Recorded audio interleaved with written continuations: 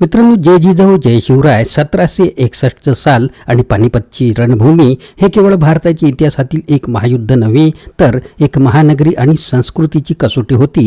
या लढाईत पेशवे घराण्याचा एक महान सेनापती सदाशिवराव भाऊ इतिहासाच्या पटलावर आपला ठसा उमटवण्याच्या प्रयत्नात होते. पानिपतच्या या तिसऱ्या युद्धातील पराभवाचे अनेक कारण होते, परंतु या लढाईत सदाशिवराव पेशव्यांनी आखलेली व्यूहरचना आणि त्यांची धैर्यशील भूमिका हे विशेष महत्त्वाचे ठरले. पानिपतच्या मैदानावर मराठ्यांच्या सैन्यासमोरील आव्हानांची यादी खूप मोठी होती. अपुरा अन्नधान्य साठा, चाऱ्याचा अभाव आणि अब्दालीच्या सामर्थ्यवान सैन्याशी सामना करण्याची तयारी, अशा प्रतिकूल परिस्थितीत सदाशिवराव भाऊंनी आखलेली युद्धनीतीचा अभ्यास आजही युद्धशास्त्रात महत्त्वपूर्ण ठरतो. या ऐतिहासिक लढाईत अहमदशाह अब्दाली, नजीब खान, शुजाउद्दौला, इब्राहिम खान आणि मल्हारराव होळकर यांच्या सुद्धा भूमिका ह्या निर्णायक ठरल्या होत्या. मराठ्यांच्या शौर्याचे आणि सदाशिवराव पेशव्यांची नेतृत्वाचे हे एक अद्वितीय उदाहरण आहे, जे भारतीय इतिहासात अजरामर राहिलेले आहे. या व्हिडिओतील विचारांचे संदर्भ ग्रंथ व लेखकांबद्दल. ग्रंथ आहे मराठ्यांचा युद्ध इतिहास 1600 ते 1818, प्रकरण 11वे, पानिपतचे तिसरे युद्ध 1761, पृष्ठ क्रमांक 92 ते 101 वरून आपण ही माहिती घेतली आहे. या पुस्तकाचे लेखक आहे ब्रिगेडियर काग पित्रे. पानिपतचे तिसरे युद्ध 1761 साल. उत्तरेकडे निघण्याकरता पडदूर येथे सैन्याची जमवाजमव सुरू झाली. त्यावेळी सदाशिवराव भाऊ निजामाशी युद्ध करण्यात गुंतलेले होते. उत्तरेकडे तातडीने जाण्याचे ठरल्यामुळे निजामाशी उदगीर येथे तह करण्यात आला. निकड असल्यामुळे निजामाला सवलती द्याव्या लागल्या. मार्च 1760 पर्यंत लढाईचा बेत आखला गेला. जरी रघुनाथरावांनी अटके पार झेंडा लावला होता, तरी तो राजकारणी धुरंधर नव्हता, म्हणून सदाशिवराव सेनापती निवडले गेले. शिंदे, होळकर, जाट, राजपूत आदी परस्पर विरोधी गटांची एक जुळणी करून शत्रूचा नाश करण्यास एका राजकारणी नेता धुरंधराची जरुरी होती. अब्दाली हा एक निष्णात सेनानी होता. त्याने उत्तरेकडे मित्रांचे वलय निर्माण केले होते आणि सदाशिवराव भाऊ स्वभावाने थोडा आततायी होता. विश्वासराव अनायासे लढाईचे प्रशिक्षण घेण्याची त्याला संधी आली होती, म्हणून त्याला सदाशिवराव भाऊ बरोबर पाठवायचे ठरले. तो सदाशिवरावाचे मनही वळू शकेल अशी अपेक्षा होती. नानासाहेबांचा पेशवाईचा वारसा विश्वासराव चालवतील अशी अपेक्षा होती. तो त्यावेळी 18 वर्षाचाच होता.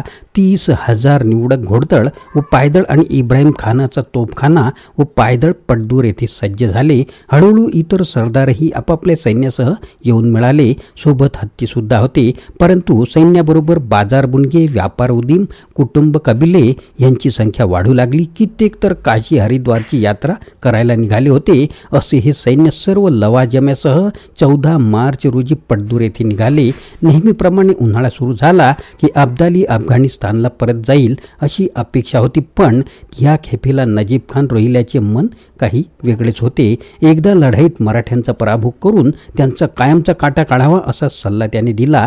मोठी लढाई होणार हे जाणून जाट व राजपूत अलिप्तच राहिले, त्यामुळे त्यांचे सहाय्य मराठ्यांना मिळाले नाही. शिवाय त्यांच्या मुलखात लुटालूट करून ते मुलख उद्ध्वस्त करतील ही भीती सुद्धा होतीच. मराठ्यांच्या सैन्याला अन्नधान्य, चारा, दाणा, गोटा हे पुरवणारी सरकारी यंत्रणा अथवा खातेच नव्हते. मुलुकगिरीवर लुटमार करून सैन्याचे गुजराण चाले. पूर्वीच्या काळी जर 100-200 लुटारूंची धाड पडली तरी गाव सावरत असे, पण आता 30-40 हजार जवळपास सैन्य संख्या झाली होती. त्यामुळे गावच्या गाव उद्ध्वस्त होत लोक गाव सोडून देशोधडीला लागत. पूर्वी टोळधाडीप्रमाणे घोडदळ धाड घालून भरारीने पुढे जाई, पण आता तोफांमुळे फौजा गजगतीने चालत, त्यामुळे महिन्याच्या महिने एकेका मुलखावर त्याचा उदरभरणा ताण पडे. वेळच्या वेळी खजिना पाठवला जात नसे, कारण परप्रांतात तेथील सरदारांनी चौथ व सरदेशमुख ही गोळा करून सेनापतीकडे द्यावी अशी अपेक्षा असे. जर मराठे मुघल बादशहाच्या मदतीला गेले तर खर्चाकरता काही पैसा मिळे, पण तो केव्हा व किती मिळेल याची काही शाश्वती नसे. विशेषतः धोका टळला की मुघल बादशाह अथवा त्याचे सुभेदार पैसे द्यायचे टाळीत. त्यामुळे वंजारी अथवा लमाण लोकांकडून पैसे देऊन धान्य अथवा चारादाणा विकत घेणे शक्य नसे. तसे हजारो घोडे, उंट, हत्ती यांना हजारो मन खाद्य लागे. त्यामुळे मुलखात चारा शिल्लक राहत नसे. त्यावर्षी पावसाळासुद्धा लवकर सुरू झाला व अतिवृष्टी होऊन उत्तरेकडे नदी नाल्यांना पूर आले. त्यामुळे सैन्याची गती आणखीनच मंदावली. पूर्वी ग्वाल्हेर, आग्रा, मथुरा वगैरे पल्ले बाजीरावाची घोडदळ एकेका दिवसात पार करी, तर आता तेच अंतर कापायला महिने लागू लागले. मल्हारराव होळकर, जनकोजी शिंदे आदी पेशव्यांच्या सैन्याला येऊन मिळाले. सूरजमल जाटाने मराठ्यांच्या कुटुंब कबिल्यांना भरतपूरला सुरक्षित ठेवण्याची तयारी दर्शवली, पण ही कल्पना सदाशिवरावाला आवडली नाही. सूरजमलने मराठ्यांना लढाईत सहाय्य करण्याचे कबूल केले नव्हते, म्हणून तो आपल्या मुलखात परत गेला. आपला मुलूक लुटला जाणार नाही एवढी काळजी त्याने घेतली. नजीब खान रोहिल्याचा सल्ला मानून अब्दालीने अफगाणिस्तानला परत न जाण्याचे ठरविले व अलीकडचा तळ ठोकला. 3 ऑगस्ट 1760 जेव्हा मराठे दिल्लीला पोहोचले तेव्हा त्यांचे वर्चस्व झाले. आता अवधचा शुजाउद्दौला धर्माच्या आहारी जाऊन अब्दालीला मिळतो का राजकारण जाणून मराठ्यांना सामील होतो अथवा तटस्थ राहतो हे महत्त्वाचे होते. दोघांनीही त्याला आपल्या बाजूला ओढण्याचा प्रयत्न केला. जाट अलिप्त राहिल्यामुळे मराठ्यांना उत्तरेकडे कोणी मित्रच नव्हता. मराठा फौजीची संख्या आता 1 लाखावर गेली होती. त्यामुळे त्यांनी दिल्ली व आसमंतातील सर्व अन्नधान्य, चारा, वैरण संपवले होते. गोविंदपंत बुंदेले यांनी दोआ प्रांतातून खंड वसूल करून फौजेला अन्नधान्याचा पुरवठा करावा असे त्यास आदेश देण्यात आले, पण शत्रूच्या कडक पहाऱ्यामुळे ती शक्य झाली नाही. पेशव्यांच्या वरचेवर खाली ते धाडू नाही. पुण्याहून काही खजिना आलाच नाही. भाऊसाहेबांनी अब्दालीशी तह करण्याचा प्रयत्न केला व तोही पंजाब प्रांत मिळाल्यास परत फिरायला तयार होता, कारण त्याला हिंदुस्थानात सत्ता प्रस्थापित करायची नव्हती व नजीब खानची लढाई लढायला तो फारसा काही उत्सुकही नव्हता. पण नजीब खानाने तह होऊ दिला नाही आणि भाऊसाहेबही पंजाब द्यायला तयार नव्हता. परंतु यमुनेचा पूर आला होता तेव्हा नदी पार करून शत्रूशी 2 हात करून एकदाचा मोक्ष करावा तर तेही शक्य नव्हते. अब्दालीला दानागोटा दोआबमधून नजीब खान पुरवत असे, पण मराठ्यांची उपासमार होऊ लागली, जनावरे मरू लागली. पण अब्दालीच्या मागणीप्रमाणे सरहिंद ही हद्द ठरविण्यास भाऊसाहेब तयार नव्हते. मराठ्यांच्या सैन्यातही युद्धाचे कोणते तंत्र वापरावे यावर मतभेद होते. इब्राहिम खानाचा तोफखाना बरोबर असल्यामुळे गनिमी काव्याचा वापर करणे शक्य नव्हते, पण शिंदे होळकरांना मैदानी लढाई करून अब्दालीच्या हलक्या तोफांना तोंड द्यायचे नव्हते. त्यांचा इब्राहिम खानावर अजिबात विश्वास नव्हता व सदाशिवराव त्याला विशेष तऱ्हेची वागणूक देतो म्हणून ते खानाचा हेवा करत. त्यांची उत्तरेतील सत्ता त्यांच्या फौजीच्या बळावर होती, तेव्हा तिचा नाश होऊ नये ही काळजी ते घेत होते. हळूहळू अब्दालीची परिस्थितीही बिघडू लागली. उत्तर हिंदुस्थानचा उन्हाळा त्याच्या अफगाण सैनिकांना त्रास देऊ लागला. शिवाय नजीब खान व शुजाउद्दौला अब्दालीच्या फौजेचा खर्च भागू शकले नाहीत. दिल्लीवरचा ताण कमी करावा म्हणून सदाशिवरावांनी कुंजपुऱ्याला तळ हलवण्याची ठरवले. 17 ऑक्टोबर रोजी कुंजपुऱ्याची लढाई झाली. त्यात जवळजवळ 10,000 अफगाण सैन्य मारले गेले. कुंजपुरा सर झाल्यावर मराठ्यांना अन्नधान्याची कोठारे, वैरण, दाणागोटा, हत्यारे, दारुगोळा इत्यादी अमाप असा साठा मिळाला. शिवाय 10.5 लाख खजिनाही मिळाला. तोफा, दारुगोळा व घोडे यांनी सैन्यबळ वाढले. कुंजपुरा पडल्यामुळे अब्दाली चांगलाच हादरला. आता त्याने मराठ्यांचा नाश करण्याचा चंगच बांधला. यमुनेला उतर पाहून त्याने बागपत येथे यमुना पार केली. हे काम 3 दिवस चालले होते, पण मराठी इतके गाफील होते की त्यांना हे वर्तमान कळलेच नाही. ही बातमी समजताच भाऊसाहेब गडबडले. यमुना धाडस करून पण शत्रूला कळू न देता पार करण्यात अब्दालीने सेनानी म्हणून कौशल्य दिसून येते. आता पानिपतच्या मैदानावर दोन्ही फौजा अमोरासमोर होत्या. भाऊसाहेबांच्या फौजेत अनेक बाजार बुणग्यांची व बिन लढाऊ लोकांची दाटी होती. अब्दाली दिल्ली व पानिपतच्या मध्ये येऊन बसला, पण त्याची फळी फोडून दिल्लीकडे जाणे हे मराठ्यांना शक्य नव्हते. त्यामुळे आपल्या भोवती एक रुंद लांबलचक खंदक खणून त्यात भाऊसाहेबांनी संरक्षणाचा पैत्रा घेतला. संरक्षणाची सारी भिस्त आता गार्दीच्या तोफखान्यावर होती. अब्दालीला चढाई करण्यासाठी काही घाई नव्हती.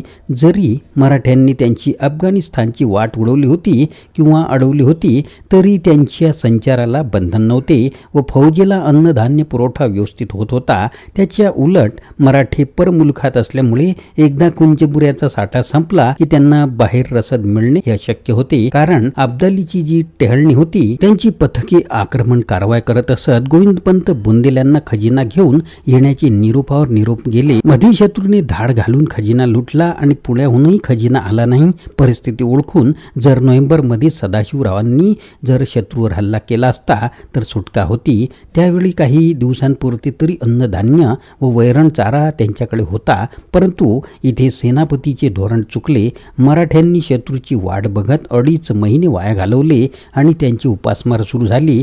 प्रथम घोडे व गुरे मरू लागली व नंतर माणसे आजारी पडून मरू लागली आणि नंतर शेवटी नाईलाज होऊन भाऊसाहेबांनी लढाईचा निर्णय घेतला. सैन्य हतबल व कमजोर झाले होते व त्यांचे मनोबलही खचलेले होते. आता अब्दालीने चढाई करून कुंजपुरा परत जिंकून घेतला व आपली वाट मोकळी करून घेतली. त्यामुळे मराठ्यांची कोंडली झाली. यमुना पार करून दोआब प्रांतात घुसणे सुद्धा शक्य नव्हते, कारण मध्यंतरी गोविंदपंत बुंदेले व बळवंतराव मेंदळे शत्रूंशी चकमकीत मारले गेले होते.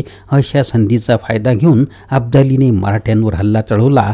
त्याला नजीब खान व शुजाउद्दौला यांची निकड लागली होती आणि त्याने त्यांना असे उत्तर सुद्धा दिले, मी एक सेनापती आहे, लढणे हा माझा प्रांत आहे, त्यात इतरांनी ढवळाढवळ करू नये, तुमचे राजकारण तुम्ही सांभाळा, परंतु लष्करी हालचाली माझ्यावर सोपवा.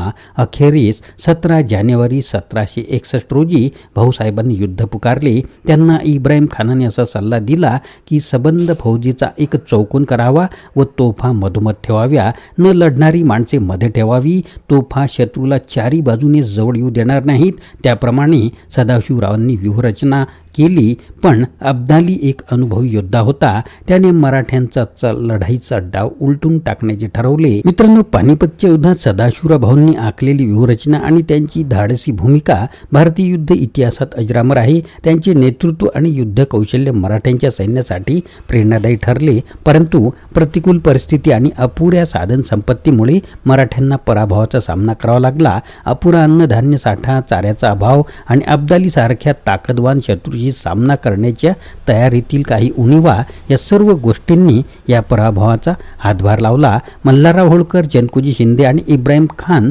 यांच्यासह इतर प्रमुख मराठा सेनापतींची भूमिका देखील निर्णायक होती, परंतु नजीब खान आणि शुजाउद्दौला यांच्या धोरणांनी अब्दालीला मोठी मदत केली. भाऊसाहेबांनी युद्ध पुकारले तेव्हा मराठ्यांच्या शौर्याचा कळस गाठला होता, परंतु शेवटी युद्धाच्या मैदानावर अब्दाली विजय झाला. पराभवाचा हा क्षण मराठा साम्राज्यासाठी अत्यंत दुर्दैव होता, परंतु सदाशिवराव भाऊंचे नेतृत्व, धैर्य आणि युद्धनीती हे कायम स्मरणात राहील. या युद्धाने मराठ्यांना नवी शिकवण दिली आणि पुढील इतिहासाची महत्त्वपूर्ण जे काही धडे आहेत ते मिळवून दिले. पानिपतचे तिसरे युद्ध केवळ पराभवाचे नसून मराठ्यांच्या पराक्रमाचे सुद्धा प्रतीक आहे, ज्याचा आदर आजही इतिहासाच्या पानांमध्ये केला जातो. मित्रांनो, व्हिडिओ आवडल्यास लाईक करा, शेअर करा, फॉरवर्ड करा. मित्रांनो, नवीन असाल तर चॅनलला सबस्क्राईब करायला विसरू नका. त्याचबरोबर पानिपतच्या युद्धावर आधारित येणारे 1 ते 2 व्हिडिओ आणि इतर सुद्धा व्हिडिओ पाहायला विसरू नका. जय जिजाऊ, जय शिवराय, जय महाराष्ट्र. Video legal disclaimer. या व्हिडिओमध्ये व्यक्त केलेली माहिती, विचार आणि मते ही संपूर्णपणे लेखक, पुस्तक किंवा इतर संदर्भित व्यक्तींची मते आहेत आणि ती कोणत्याही प्रकारे मालक, निर्माता किंवा यूट्यूब चॅनलच्या विचारांशी संबंधित नसू शकतात. या व्हिडिओचा उद्देश केवळ शैक्षणिक आणि ऐतिहासिक माहितीपूर्ण स्वरूपाचा आहे. कोणत्याही प्रकारची चुकीची माहिती दिली असल्यास ती जबाबदारी सदर लेखकांची आहे. कोणालाही दुखवण्याचा आमचा हेतू नाही. आमचे यूट्यूब चॅनल किंवा व्हिडिओ निर्मात्यावर कोणत्याही विचारांबद्दलची कायदेशीर जबाबदारी येत नाही. पुस्तकातील विचार आणि संदर्भ यावर कोणतेही हक्क आम्ही दावा करत नाही. मित्रांनो, आपण कमेंट किंवा कोणतीही प्रक्रिया करताना याचा विचार करावा.